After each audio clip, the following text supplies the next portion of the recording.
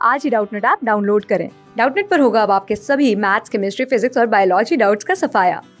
बस अपने क्वेश्चन की फोटो खींचो, उसे क्रॉप करो और तुरंत वीडियो सोल्यूशन पाओ। Download now.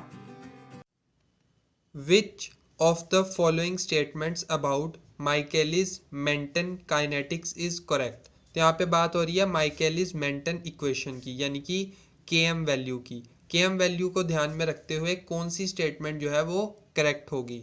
फर्स्ट स्टेटमेंट है a high Michaelis constant indicates a high affinity of an enzyme for its substrate। तो हमें हमेशा याद रखना है कि जो Km वैल्यू है और जो एफिनिटी ऑफ एंजाइम है उन दोनों के बीच में कैसा रिलेशन है, रेसिप्रोकल रिलेशन है, यानी कि अपोजिट रिलेशन है।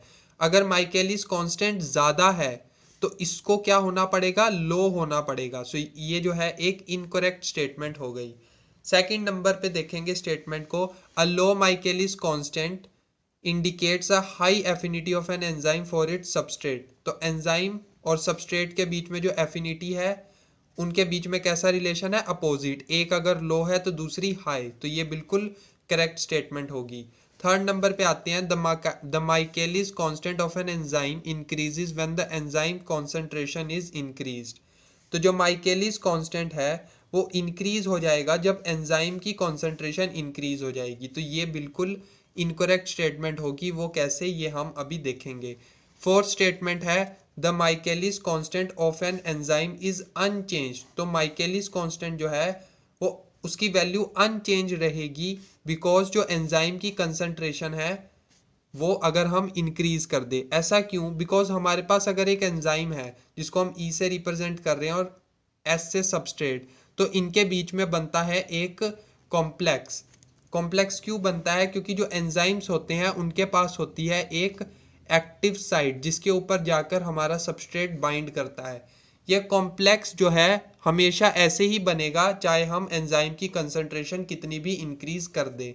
तो जो हमारा करेक्ट आंसर होगा वो होगा नंबर 3, जिसमें सेकंड और फोर्थ इक्वेशन को करेक्ट कहा गया है।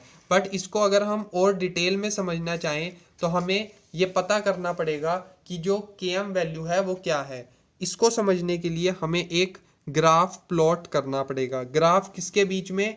एक्स एक्सिस पे हम लेंगे कंसंट्रेशन ऑफ सबस्ट्रेट। यहाँ पे हम सबस्ट्रेट की कंसंट्रेशन को एक वेरिएबल के तौर पे प्लॉट करेंगे और जो वाई एक्सिस होगा उसके ऊपर प्लॉट करेंगे एंजाइमेटिक एक्टिविटी। एंजाइमेटिक एक्टिविटी हमें क्या बताएगी कि जो एंजाइम और सबस्ट्रेट है उनके बीच में कॉम्प्लेक्स कितनी जल्दी बनता है। तो ये जो ग्राफ है वो हमें कुछ इस तरह का देखने को मिलेगा। एक पॉइंट ऐसा आएगा इस ग्राफ में जब सबस्ट्रेट की कंसंट्रेशन को हम जितना मर्जी बढ़ा लें, जो एंजाइमेटिक एक्टिविटी है वो कांस्टेंट लीनियर हो जाएगी और इस वैल्यू को हम कहेंगे मैक्सिमम वैल्यू, यानी कि वी मैक्स। जब रिएक्शन अपनी मैक्सिमम स्पीड से चलेगा, इस वी मैक्स का जब हम हाफ कर देंगे, इस वी मैक्स को जब हम हाफ कर देंगे यानी कि 2 से डिवाइड कर देंगे, तब जो कंसंट्रेशन रहेगी सबस्ट्रेट की उस कंसंट्रेशन को हम क्या कहेंगे, Km value. So this is Km value. Class 6 से 12 से लेके नीट, IIT, जेईई मेंस और एडवांस के लेवल तक 10 मिलियन से ज्यादा स्टूडेंट्स का भरोसा। आज ही डाउनलोड करें डाउटनेट ऐप या व्हाट्सएप कीजिए अपने डाउट्स 8400 400 400 पर।